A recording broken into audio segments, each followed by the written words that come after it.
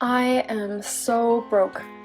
My friends want to meet up, but I don't have the money to do anything. I mean, if we go to a cafe, it's $5 or $6 per drink, and that doesn't even include eating something. I could just make the same exact drink with a tea bag or coffee right here in my thermos. Why should I spend so much money at a cafe? What should I do? I have an idea. Alright, tell me what you think. Ready to hear it?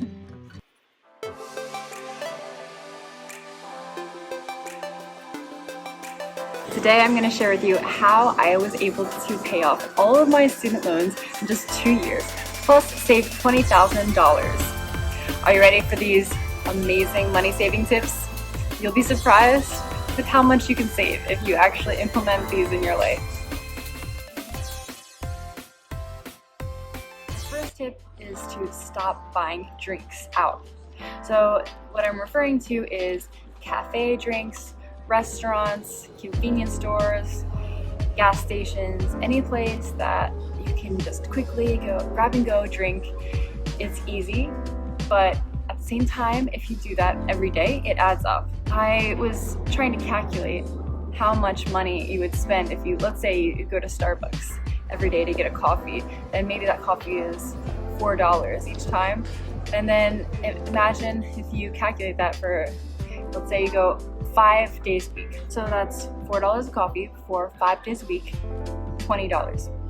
Let's say you do that for every week of the month. That's $80 in 1 month on cafe drinks from Starbucks. That's a lot of money that you could have saved in your pocket. So imagine if you made your own coffee from home and you stuck it in a thermos like this, and you don't even actually have to make it at home if you don't have time, if you're in a rush. Just pack your thermos with you wherever you go, and if you go to a public place, then they usually have hot water that you can fill. And then voila, just use any tea bag, or if you have an instant coffee packet, you can use that. If you're looking just to get your boost of energy, you can take a supplement for energy instead of drinking so much coffee.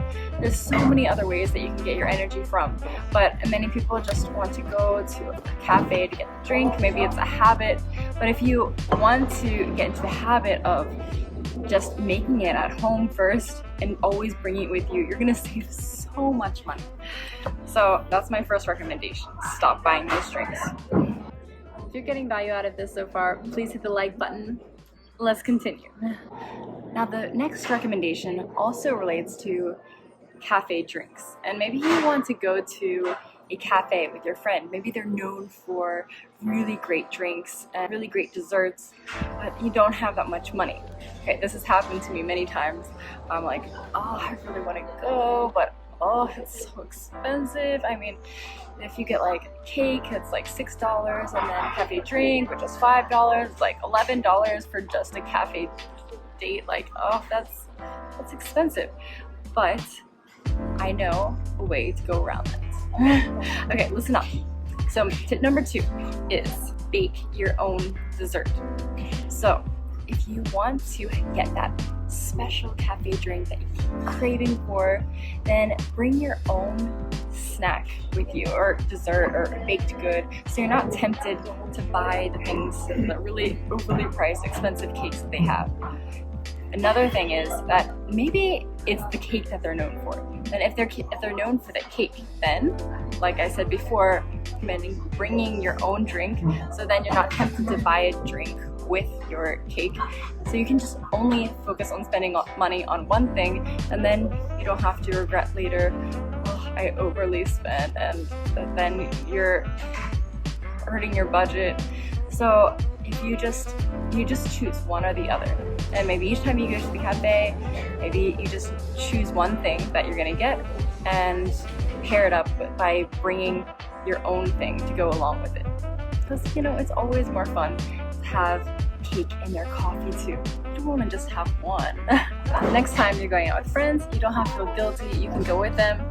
You can order the cheapest drink on the menu and then bring your own baked cookies. That goes into my point number 3, which is buy wholesale snacks. So by wholesale, that means like going to Costco if you have a Costco membership, or just buying things in bulk.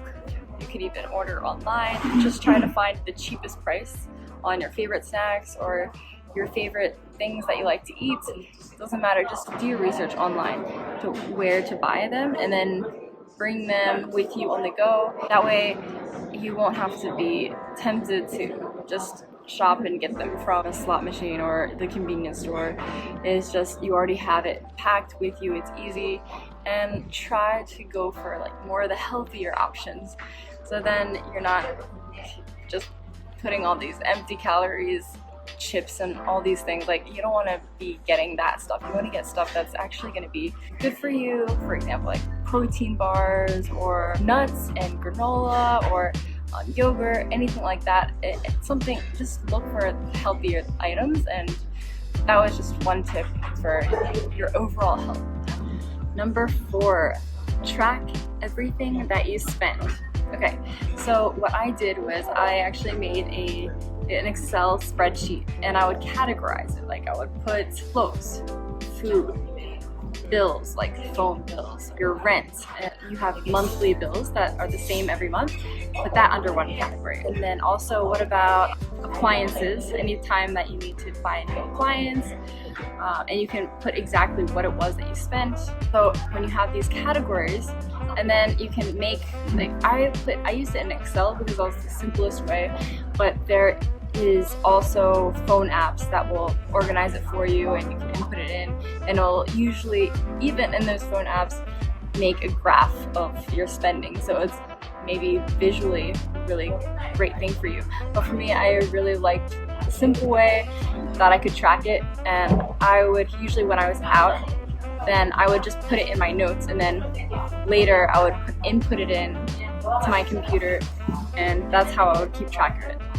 But it's all up to you. Just find a way that you know that you can motivate yourself to track all the things that you're spending.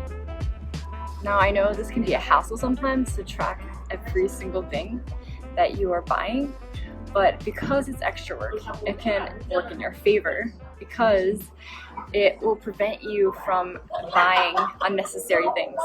You know, because if you're having to track all these things, then you know that you have to keep yourself accountable. So you're not going to buy something that you don't need. Number 5, commute by bike instead of driving whenever you can. Now, this might pertain more to city dwellers like me. I live in a place that I can pretty much bike anywhere. To my job, to the local mart. I can just walk, actually, most places. But for people that live in the countryside, of course, you will need a car.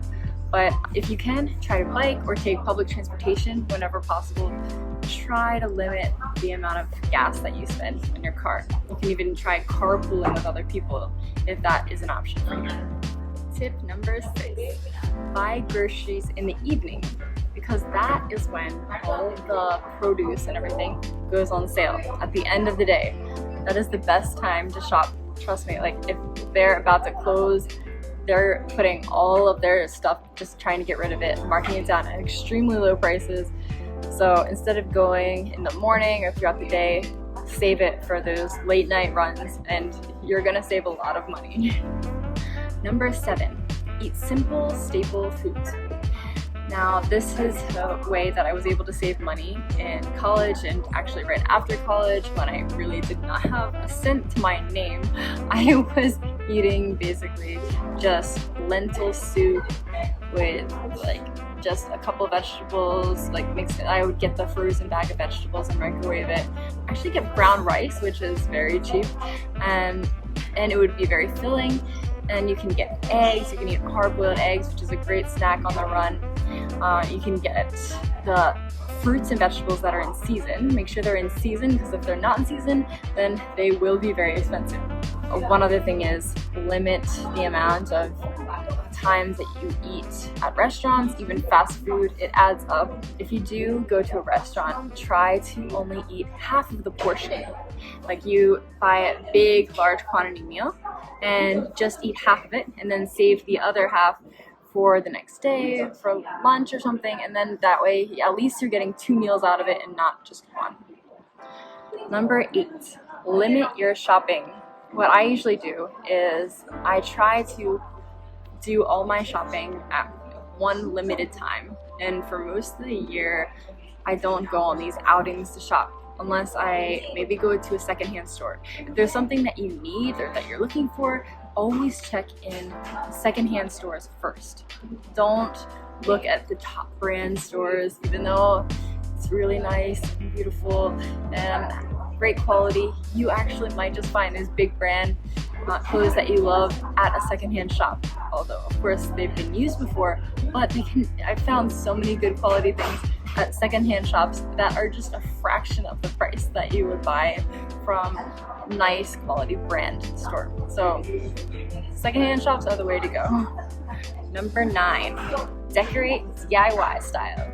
When I was decorating my first apartment or my dorm room, one of my roommates, she was very creative, she gave me this awesome suggestion that if I pick out my favorite fabric and go to the Dollar Tree, any like really cheap store that sells frames, then I can actually I can cut the fabric and put it inside of the frame, and then I can put it on my wall in different designs, and it will make a simple white wall brighten up and look actually vibrant and nice. Depending on whatever style you like, you can actually find cute fabric to make it look really nice. And there's also so many other DIY tricks that you can use. You can do all of this in under $10, which is insane. And some people spend $50 on just one picture. If you just do DIY style, then you're gonna save so much money. So, number 10, stop buying lotion. Okay, I know that lotion is something that is pretty important, especially if you have dry skin, but there is a much cheaper option than lotion, which is coconut oil. Coconut oil or even olive oil. If you use that instead of lotion, then it's going to save you so much money. You don't need a whole lot of it. You just can, and you can put it on your skin, over your whole body really, and it's so much healthier for you. You'd be surprised by the amount of harmful ingredients in body lotions.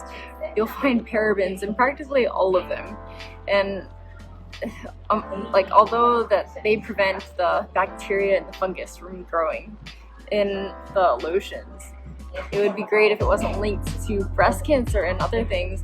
You really don't want to be putting these lotions on your skin so often. So I would suggest just using coconut oil, and that is actually very healthy and good for your skin. Number 11, also don't buy unnecessary cosmetics. Buy only what you need at that time. You can also make your own facial cleansers, facial masks, by using just, for example, the things that you have in your house. It could be honey. If you have eggs, then you can use the egg whites. You can also use, if you make rice, the rice water is really great to put on your skin as a toner. So there's actually so many things that you can use in your own house, and you don't have to go out spending a lot of money on different facial cleansers, facial masks. And as far as makeup goes, then try to stick to using the products that you already have before you buy anything new. Don't bulk up your purse and your makeup drawer with all of this makeup that you just don't need and you rarely use, because actually over time that makeup will expire and you shouldn't actually use it after like 6 months or a year. You should try to finish what you already have and then go out and buy more. Next, number 13, for social outings, pick free activities.